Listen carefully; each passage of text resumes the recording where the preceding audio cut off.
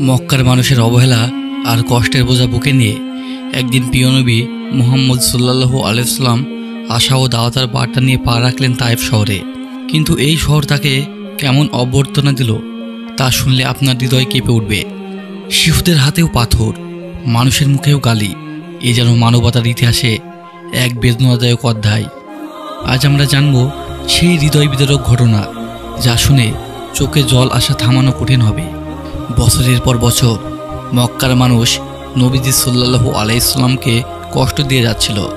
তিনি যখন কাবা শরীফে নামাজ পড়তেন, মাথায় মক্কার লোকেরা উটের নাড়ভুড়ি ফেলে দিত।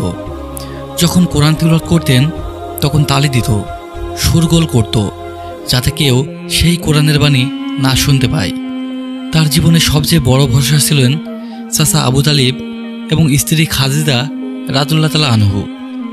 কিন্তু হিজরতের 10ম বছরে এই দুইজন একে একে মারা গেলেন। সেই বছর ইতিহাসে পরিচিত হলো আমুল হুজুন, মানে দুঃখের বছর। মক্কায় আর কেউ শুনতে চায় না প্রাণপ্রিয় নবীজির সেই কোরআনের বাণী। নবীজি ভাবলেন মক্কার বাইরে কোথাও দাওয়াত দেবেন। তার চোখে ভেসে উঠল এক শহরের নাম তায়েফ। তায়েফ ছিল শাফিক গোত্রের বসতি, কৃষি ও ব্যবসায় সমৃদ্ধ। মক্কা সে ঠান্ডা আবহাওয়া। নবীজি সাল্লাল্লাহু আলাইহি ওয়াসাল্লাম ভাবলেন হয়তো তারা সত্যের কথা শুনবে, তারা আল্লাহর পথে ফিরে আসবে। নবীজি সাল্লাল্লাহু আলাইহি ওয়াসাল্লাম ও একজন সাহাবী দিনের পর দিন হেঁটে অবশেষে তারা তায়েফ শহরে পৌঁছে গেলেন। নবীজি সাল্লাল্লাহু আলাইহি ওয়াসাল্লাম সরাসরি গেলেন শাফিক গোত্রের 3 নেতার কাছে, আবাদ, ইয়ালিদ, মাসুদ ও হাবিবের কাছে। নবীজি সাল্লাল্লাহু আলাইহি ওয়াসাল্লাম শান্তভাবে বললেন, ইয়া ভাই, আসুন আল্লাহর একাত্ম মেনে নেই। এই দুনিয়া ক্ষণস্থায়ী, আখিরাত চিরস্থায়ী। আমি আপনাদের জন্য শুভ সংবাদ নিয়ে এসেছি। কিন্তু তারা অহংকারভাবে বলল, তুমি কি আল্লাহর প্রেরিত? আল্লাহ তোমার মতো কাউকে পাঠাতে পারেননি। তুমি নবী হলে আমি কাবা ধ্বংস করে ফেলবো। আরেকজন বলল, আমি তোমার সাথে কথা বলবো না, কারণ তুমি যদি সত্যিই নবী হও তোমার সাথে কথা বলা আমার জন্য বিপদ। আর মিথ্যা যদি বলো তবে তোমার সাথে কথা বলা আমার মর্যাদার অবমান হবে।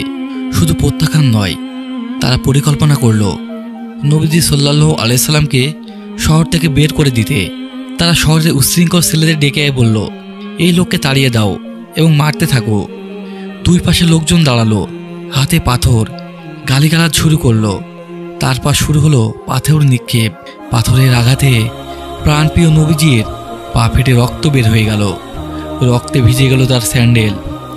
যায়েদ রাদিয়াল্লাহু তাআলা আনহু তার শরীর দিয়ে নবীজি সাল্লাল্লাহু আলাইহি সাল্লামকে ঢাকার চেষ্টা করলেন, কিন্তু তাতেও যেন আঘাত এড়ানো সম্ভব হলো না।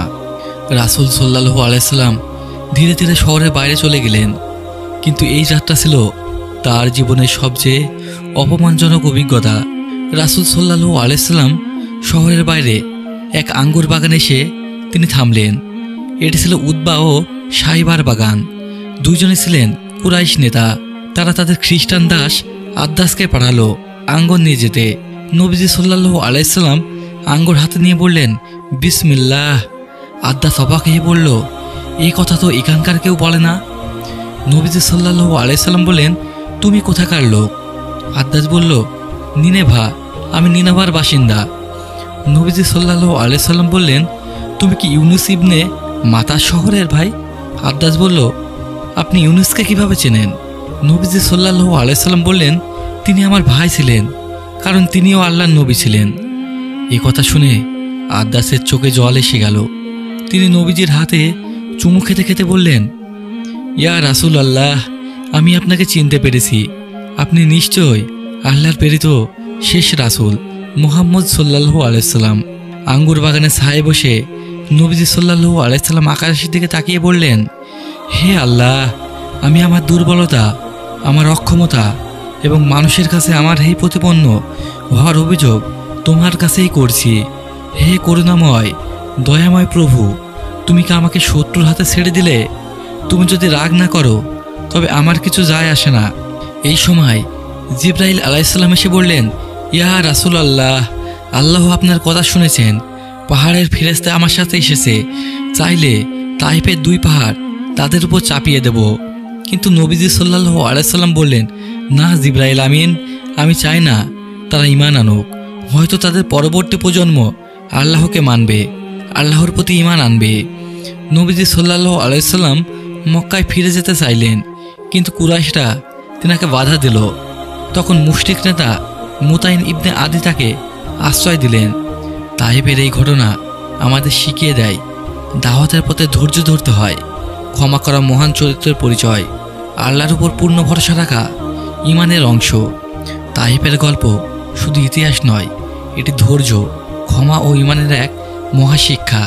আজ যদি আমাদের কেউ কষ্ট দেয়, অপমান করে, সেটা আমরা মনে রাখি, কিন্তু আমাদের প্রিয় নবী সাল্লাল্লাহু আলাইহি সাল্লাম ছিলেন অনেক দয়াময়। তার শত্রুকেও দোয়া করেছেন, শত্রুর জন্যও দোয়া করেছেন, শত্রুদেরও তিনি ক্ষমা করে দিয়েছেন।